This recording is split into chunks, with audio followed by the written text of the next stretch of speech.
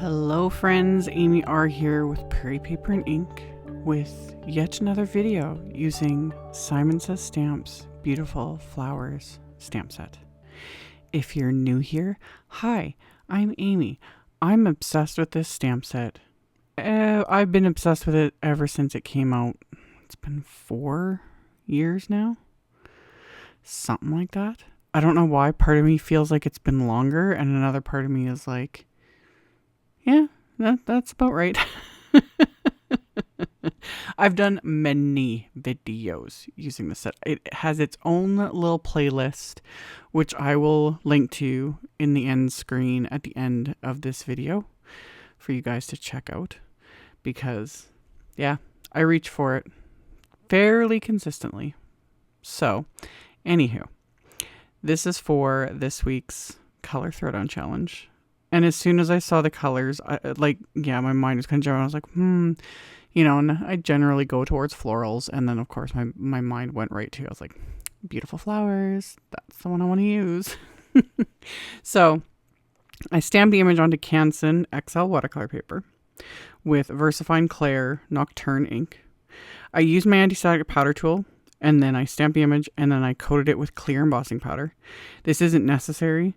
I just like the raised edges of the heat embossing because it keeps things a little more contained so that I can be not so patient, really, honestly.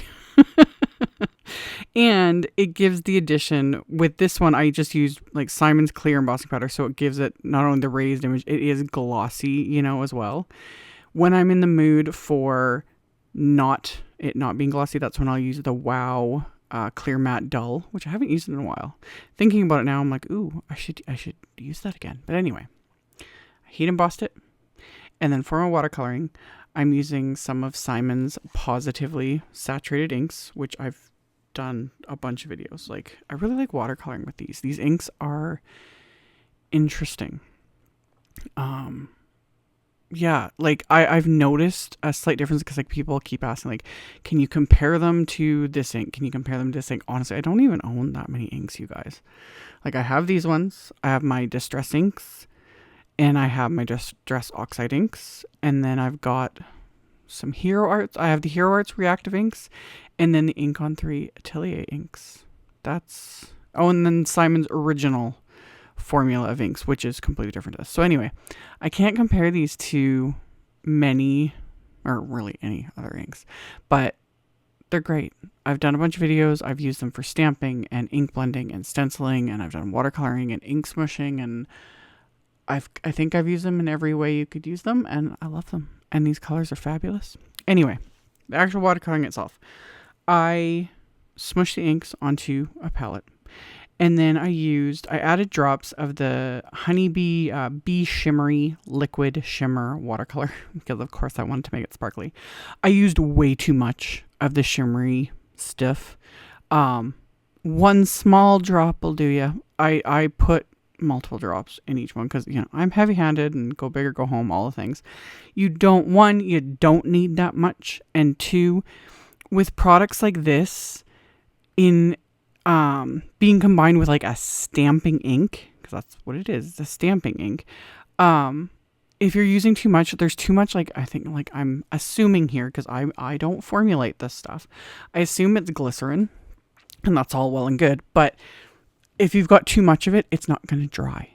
So just go a little lighter. As like I say with many things on my channel, do as I say, not as I do, because I don't follow my own advice. But anywho, I mixed it up. I got all this shimmer going on, and then I just painted. Really simple. I will link to the specific colors, but basically it was Cadette, which was my blue, and then I added a bit of Royal, which is the deeper blue, Amethyst, which was my purple, Perfection for my green.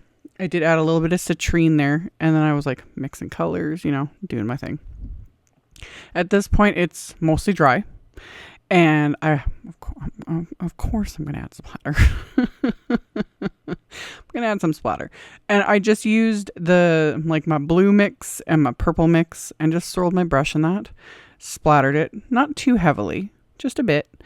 And then I'm actually going to clean off my brush, and I'm going to splatter just a little bit of water, which looks like literal nothing on camera. But as it dries, it does create those like little lighter areas and an act like a splatter effect.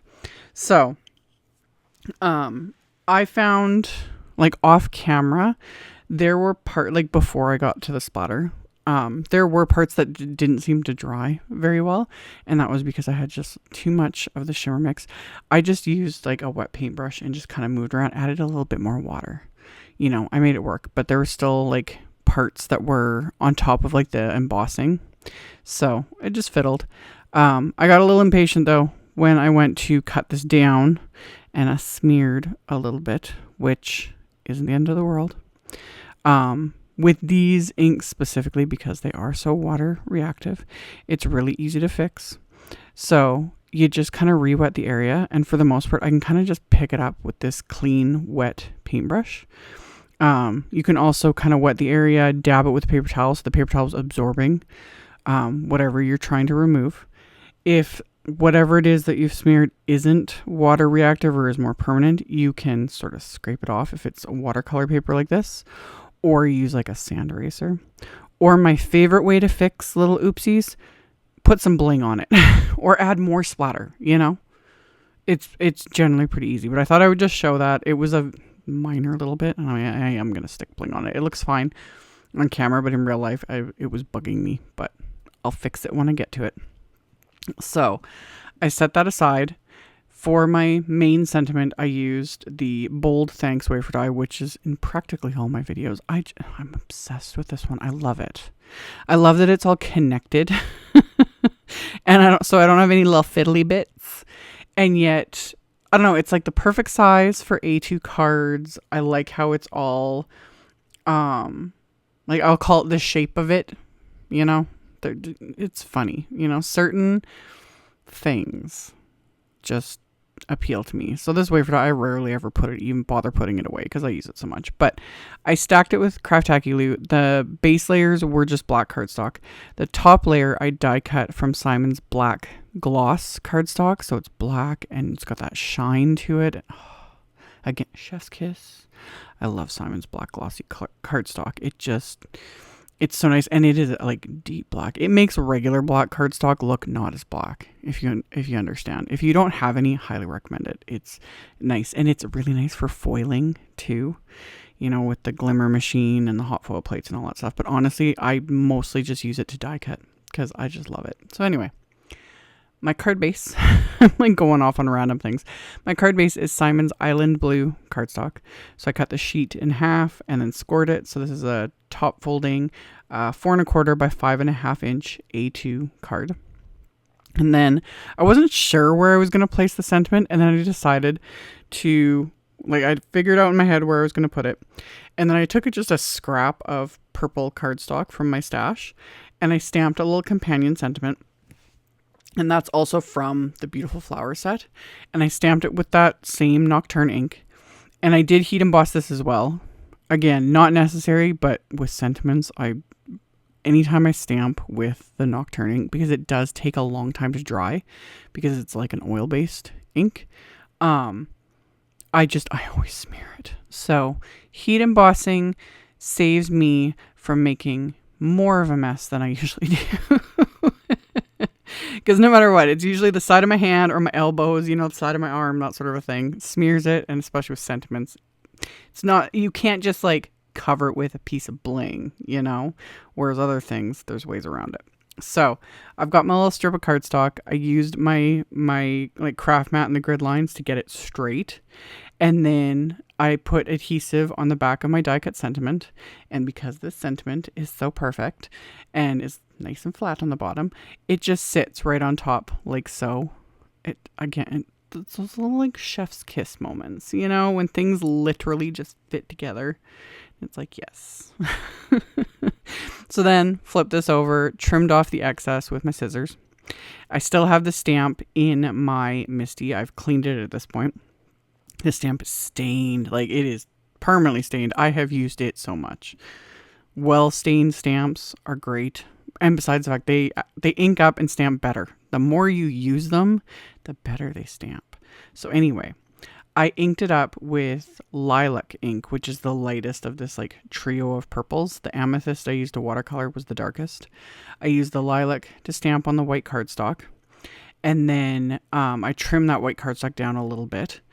And then for the card front, I coated the back of it with Studio Katia foam tape. So I've got that bit of dimension. And then I popped that onto my card base. And honestly, the inside of the card, I could have just left or stamped the image in like a blue ink. That would have looked fine. I would have been fine with that. But sometimes it's nice to add that panel of white cardstock to the inside. It just gives it that little extra something. So I adhered that to the inside. And then of course I added my go-to favorite, the Studio Katia round iridescent gems. They just go with everything. And you can really see it in the photos at the end. Like, I talk about these a lot. They're multifaceted and they're different than the other normal rhinestones that we use all the time. And I just love these ones. So anyway, I added those.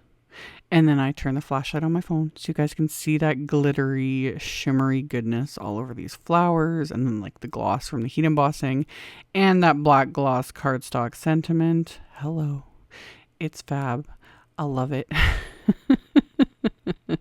And as always, I will have a link below the video to my blog post. In my blog post, I'll have the inspiration for the color throwdown as well as a link directly to this specific color throwdown, so you guys can check that out if you're interested. I'll have a supply list. I'll link to all the supplies I use, so you can check that out below. Thank you guys so much for watching and subscribing, thumbs up and commenting, and I will see you all very soon in the next one. Bye.